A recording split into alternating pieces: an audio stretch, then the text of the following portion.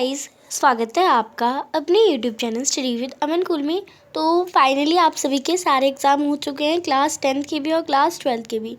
तो एग्ज़ाम होने के बाद सीबीएसई जो है वो पासिंग क्राइटेरिया जो है वो निकालता है एक पीडीएफ के फॉर्म में कि आपको आपकी जो रिज़ल्ट है वो किस बेसिस पे आएगा, कितने परसेंटेज पे आप पास होंगे, कितने पे आप फेल होंगे एंड कितने पे आपकी कंपार्टमेंट वगैरह वो आएगी। तो यहाँ पे हम क्लास 10th और 11th दोनों का ही डिस्कस कर लेंगे कि आपका पासिंग क्राइटेरिया क्या है।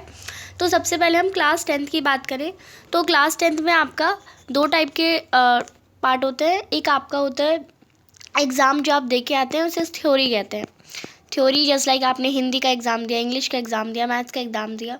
और आपका एक होता है इंटरनल असेसमेंट। इंटरनल असेसमेंट मैं पूरा नहीं लिख रही हूँ, इंटरनल लिख दिया। इंटरनल असेसमेंट आपका 20 मार्क्स का होता है, थ्योरी आपकी 80 मार्क्स का होता है। आपको इन दोनों को मिलाकर यानी इन दोनों के मिलाकर 33% स्कोर यानी इससे ऊपर स्कोर करना होता है।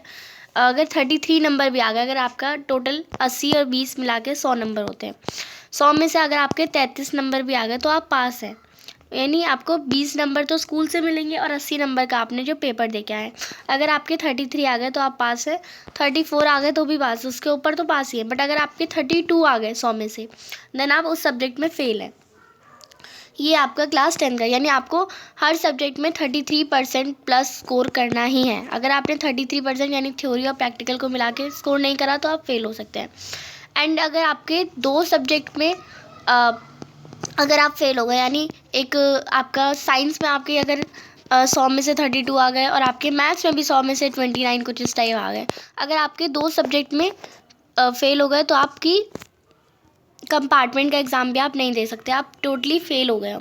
अगर आपके एक सब्जेक्ट में फेल है आप, तो आप उसमें कंपार्टमेंट का एग्ज़ाम यानी री एग्ज़ाम दे सकते हैं। री एग्ज़ाम कब होगा? रिज़ल्ट आने के बाद आपका री एग्ज़ाम होता है, सीबीएसई कंडक्ट कराती है। जिनकी किसी एक ही सब्जेक्ट में जो फेल होता है तो वो पूरा साल बर्बाद ना करने की बजाय वो सिर्फ एक सब्जेक्ट का वापस एग्ज़ाम देता है उसे पढ़ के।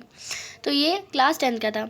और कुछ का ऐसे होता है कि लैंग्वेज सब्जेक्ट चेंज हो जाती हैं। जस्ट लाइक अगर आप इंग्लिश में फ़ेल हैं तो अगर आपके पास कोई और लैंग्वेज है, जस्ट लाइक हिंदी लैंग्वेज है या संस्कृत लैंग्वेज है, तो वो उसे रिप्लेस भी कर सकती है क्योंकि एक एडिशनल सब्जेक्ट होता है।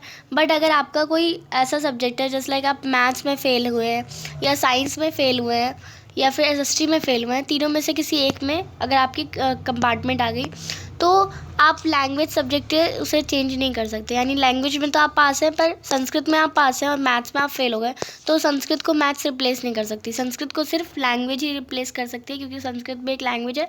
अगर आप हिंदी में फेल हुए तो आपको संस्कृत के मार्क्स से पास करा जा सकता है या फिर इंग्लिश के मार्क्स से पास करा जा सकता है। बट मैथ्स या साइंस या एसएसटी में फेल होगा तो आपको पास से आपको नहीं करा जा सकता रिप्लेस। यानी आपको इन तीनों के एग्ज़ाम तो कंपलसरी देने ही है और इनमें अच्छे से नंबर लाने ही है। और बात करें क्लास 12th के क्राइटेरिया की, तो क्लास 12th में होता है आपका थ्योरी जो कि आपकी 70 नंबर का पेपर होता है। फिर आता है प्रैक्टिकल जो कि आपका 30 नंबर का होता है, प्रैक्टिकल अलग से होता है 30 नंबर के। और आपका इंटरनल असेसमेंट भी लगता है, तो इंटरनल असेसमेंट 20 नंबर का। जैसे क्लास 10th में था उसमें आपको दोनों को मिला के 30% स्कोर करना होता है, बट नहीं, क्लास 12th में 33% आपको थ्योरी में करना है। यानी 70 का 33% होता है 21 मार्क्स, यानी 70 में से 21 तो एटलीस्ट आने ही चाहिए, 21 से ऊपर। और प्रैक्टिकल में 30 मार्क्स का आपका हो जाता है 10 मार्क्स और इंटरनल में 20 मार्क्स का आपका 7 मार्क्स, यानी इंटरनल में आपको 7 से ऊपर नंबर आने चाहिए। प्रैक्टिकल में आपके 30 नंबर का होता है, उसमें से 10 से ऊपर आनी चाहिए। और थ्योरी में आपके 70 नंबर का होता है, उससे 21 मार्क्स से ऊपर आना चाहिए। और इन तीनों को मिला के आपका जो स्कोर बनता है 40-50 मार्क्स का, यानी 100 में से आपके 40 प्लस मार्क्स जो 41-42 प्लस मार्क्स आपके आने ही चाहिए। एंड अगर आपको नहीं आए तो आप फेल हो सकते हो सब्जेक्ट में। एंड इसमें लैंग्वेज रिप्लेस वाला सिस्टम वही है। तो आई होप आपको ये वीडियो अच्छी लगेगी। और ये जो पीडीएफ है इसमें सब कुछ ये सब लिख रखा है, आप इसे पढ़ भी सकते हैं और डिस्क्रिप्शन में आपको इसका लिंक भी मिल जाएगा।